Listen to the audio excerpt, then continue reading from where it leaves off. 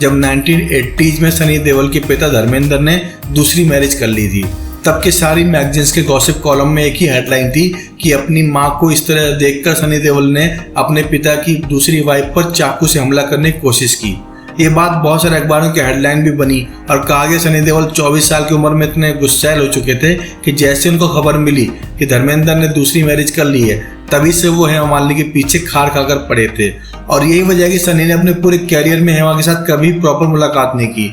हालांकि जब हेमा मालिनी की किताब आती है तो बहुत सारी बातें अलग तरीके की बात कहती हैं। हेमा खुद बोलती हैं कि सनी उनके बहुत करीब हैं। जब उनका एक्सीडेंट होता है सनी वहाँ पर मौजूद होते हैं। इसके अलावा उनके घर में उनकी बच्चियों को अपने परिवार से मिलाने का रोल भी सनी देओल को जाता है। हालांकि सनी देओल के साइड में हेमा की स्टोरी बहुत सालों बाद आती है, पर 1980s में हेमा मालिनी की जो सौतन है यानी सनी देओल की जो माँ है प्रकाश कौर, उन्होंने मीडिया इंटरव्यू में इकलौते तौर पर कहा था, आमतौर पर बहुत इंटरव्यू नहीं देती वो, फिर भी इकलौते इंटरव्यू में प्रकाश देओल ने बहुत सारी बातें कही थी। साथ में ये भी कहा था कि हाँ ये बात सच है, जैसे धर्मेंद्र ने दूसरी मैरिज की उनके बेटे बहुत खफा थे और उनको हर बात पर गुस्सा आना लाजमी है। हालांकि मैंने अपने बच्चों को इस तरह पाला है कि वो उनसे नफरत नहीं करते और ना ही चाकू लेकर दौड़े थे जैसा कि मीडिया में कहा जा रहा है। हेमा ने भी कहा था जब उनका मथुरा के पास एक्सीडेंट हुआ था तब सनी सबसे पहले पहुंचे थे हॉस्पिटल में देखने, तो चाकू से मारने वाली बात तो आती नहीं।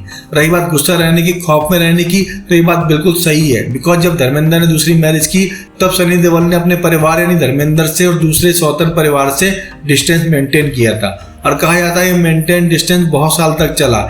इसी वजह से सनी देओल का खुद का रिलेशनशिप अपनी पत्नी से खराब हो गया, बिकॉज परिवार में सब कुछ ठीक नहीं चल रहा था। अब इतने सालों बाद सनी, बॉबी, धर्मेंद्र, हेमा, प्रकाश सब अपनी अपनी जगह सेटल हो चुके हैं। धर्मेंद्र ने अपनी बेटी की शादी कर दी।